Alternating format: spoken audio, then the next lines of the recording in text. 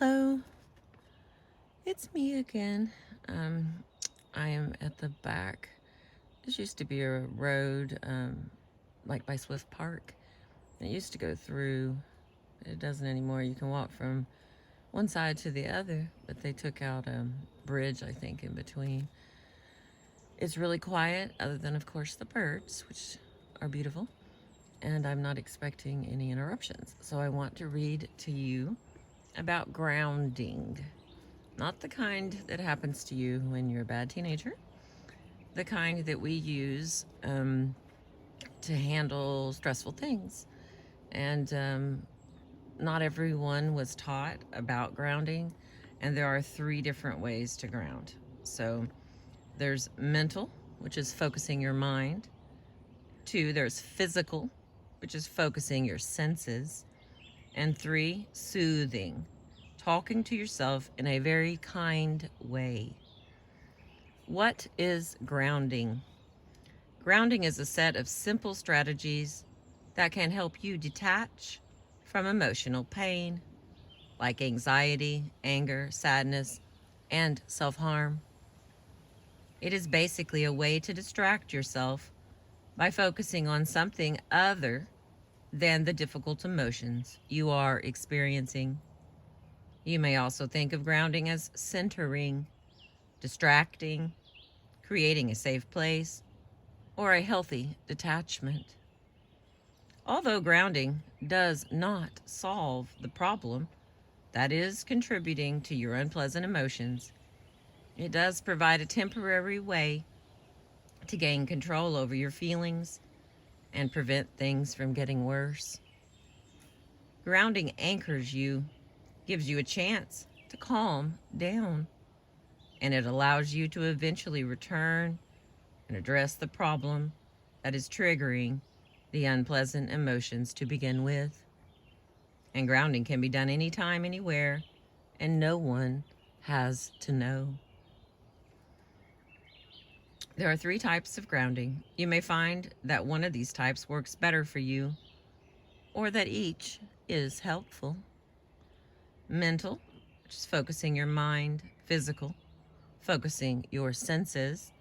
And soothing, talking to yourself in a very kind way. The mental grounding. Number one, describe your environment in detail using all of your senses. For example, the walls are white. There are 5 blue chairs. There is a wooden bookshelf against the wall. Describe objects, sounds, textures, colors, smells, shapes, numbers, and temperature. You can do this anywhere. I think I do that sometimes when I tell you where we're at. There's beautiful trees, there's wonderful birds, there's a very light breeze or strong gust of wind. Number 2, play a categories game with yourself. Try to think of types of dogs, jazz musicians, animals, or famous people that begin with each letter of the alphabet. Cars, TV shows, writers, sports, songs, cities. Number 3, describe an everyday activity in great detail. For example, describe a meal that you cook. Like, first I peel the potatoes and cut them into quarters. Then I boil the water. Then I make an herb marinade of oregano, basil, garlic, and olive oil. Number 4, imagine. Use a pleasant or comforting mental image. Again, use all of your senses to make it as real and as vivid as possible. I think I use that one the most myself, imagining. I have my happy place is a national park in Colorado, and I saw one in Washington similar, and it's the clear water that runs out of the snowy banks and the pine trees, and I mean, I can smell it and see it, and it's been mine for years. Years. The other one is pretending I'm a grain of sand on the beach, but no one cares about that one. Okay, the next one. Read something, saying each word to yourself, or read each letter backwards so that you focus on the letters and not the meaning of the words. Number 6, use humor. Think of something funny to jolt yourself out of your mood. Number 7, count to 10 or say the alphabet very slowly. I also use this one a lot because it's easy. That's counting, saying the alphabet very slowly. I like that one a lot. It's something that's easy. We all know the ABC song. A, B, C, D, E, F, G. You just do that except for really slow. A. Okay.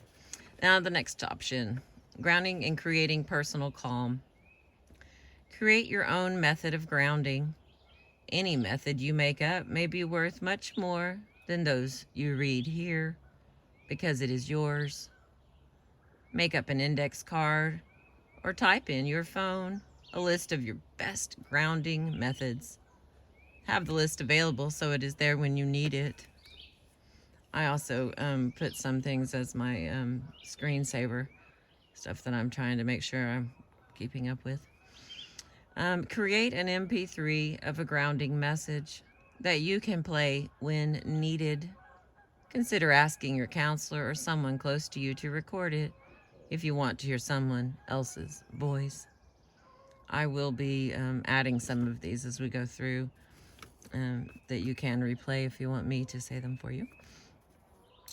The next, have others assist you in grounding. Teach family and friends about grounding so that they can help guide you with it if you become overwhelmed. And the last one, don't give up. Okay, now list 3 of the strategies described above that you think will work best for you. Then practice these skills regularly so in times of need you will know what to do and how to do it successfully. 3 grounding strategies I am committed to learning, practicing, and applying. And then you write down your 3. And I'm going to run through the mental ones again. Here is describe your environment in detail. Play a categories game with yourself. Describe an everyday activity in great detail. Imagine. Read something saying each word to yourself. Use humor. Count to 10 or say the alphabet slowly. After practicing and or applying these grounding strategies, what have you noticed? Do you feel more in control? Do your emotions change? Are you able to calm yourself and focus on something other than the unpleasant emotions and situations? And I believe it wants you to write that out. Okay. Detaching from emotional pain. Wait a minute, is this different?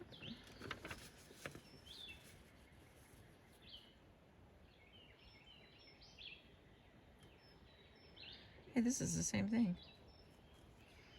Very similar anyway. Okay, let's read it anyway, because why not? Detaching from emotional pain, which is grounding. Grounding is a set of simple strategies to detach from emotional pain. For example, drug cravings, self-harm, impulses, anger, and sadness. Distraction works by focusing outward on the external world rather than inward toward the self. You can also think of it as a distraction, centering, a safe place, looking outward, or healthy detachment. Why do grounding? When you are overwhelmed with emotional pain, you need a way to detach so that you can gain control over your feelings. Excuse me, and stay safe. As long as you are grounding, you cannot possibly use substances or hurt yourself. Grounding anchors you to the present and to reality. Many people with PTSD and substance abuse struggle with either feeling too much, overwhelming emotions and memories, or too little, numbing and disassociation.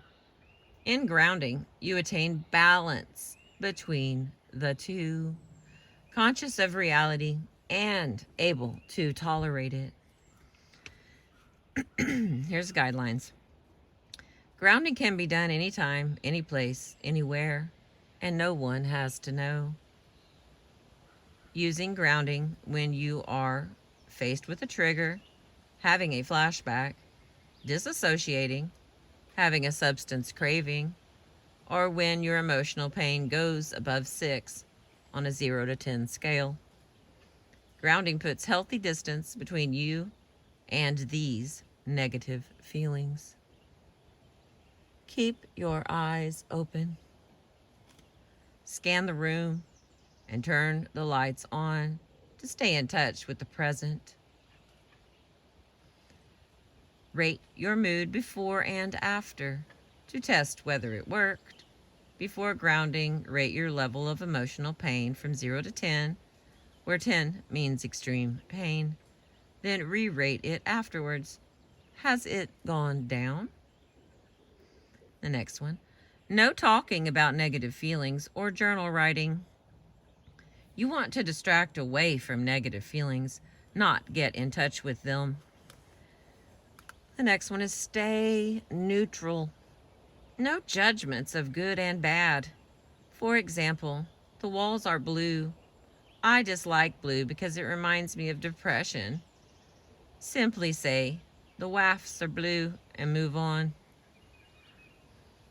The next, focus on the present, not the past or the future. And the last one, note that grounding is not the same as relaxation training. Grounding is much more active, focuses on distraction strategies, and is intended to help extreme negative feelings. It to believe to be more effective for PTSD than relaxation training. It is believed to be more effective for PTSD than the relaxation training. Grounding is different from relaxation. Even though it might sound the same on the surface, it is not. Relaxation is breathing, relaxing all your muscles, and being kind of guided sometimes through that. This is a mental practice, something that you can use in a half second. It is very, very useful. And my favorite part is that no one has to know while you're handling a thing. No one has to know that you're counting or saying the alphabet slowly. Okay, ways to ground. Mental grounding. Describe your environment in detail using all your senses. For example, the walls are white. There are 5 pink chairs. There is a wooden bookshelf against the wall. Describe objects, sounds, textures, colors, smells, shapes, numbers, and temperature. You can do this anywhere. For example, on the subway. I'm on the subway. I see the river soon. Those are the windows. This is the bench. The metal bar is silver. The subway map has 4 colors. And the next is play a categories game with yourself. Try to think of types of dogs, states that begin with an A, cars, writers, sports songs, or European cities. The next, do an age progression. If you have regressed to a younger age, like 8 years old, you can slowly work your way back up. I am now 9. I am now 10. I am now 11. Until you are back to your current age. Wow. Do an age progression. I'm going to have to say I hadn't seen that one before, and I thought I'd read all this, but once you start picking some out, sometimes you don't read as much as you think. But let me try that again. Hang on. Do an age progression. So that would seem to be useful in a disassociated state or something. If you have regressed to a younger age, you can slowly work your way back up. I am now 9. I am now 10. I am now 11. Until you are back to your current age. All right. almost done. We got 3 left. Describe an everyday activity in great detail. For example, describe a meal that you cook. First, I peel the potatoes, and then I cut them into quarters. Then I boil the water. I make an herb marinade of oregano, basil, garlic, and olive oil. Yes, I know this is the same, but they're not all the same. So that was why I was reading it. And besides, it's going to refresh it before it's over. And we're still under 20 minutes. All right. Describe an every... Oh, I did that one. Imagine. Use an image. Glide along on skates away from your pain. Change the TV channel to a better show. Think of a wall as a buffer between you and your pain. Another imagine that I really enjoy, because here in Oklahoma, the Arkansas River runs back and forth, and letting things go whenever you go across the water, taking in breaths and letting it flow and head to the ocean is something that I enjoy doing, being able to go across the river different times. You just always prepare to release as much as you can and let it float away to the ocean where you feel, Crystal, feel different. And the last one, say a safety statement. My name is, I am safe right now. I'm in the present, not the past. My name is Crystal. I am safe right now. I am in the present, not the past. All right, that paper was by Lisa, Najavits, PhD. So you can look that up. I appreciate you.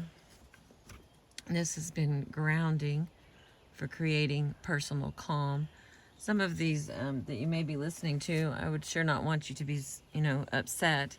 I do know a couple of people that you could talk to, and we have resources online. You can contact me through any of the ways, because if I gave you one of my cards, you probably have the ability to contact me.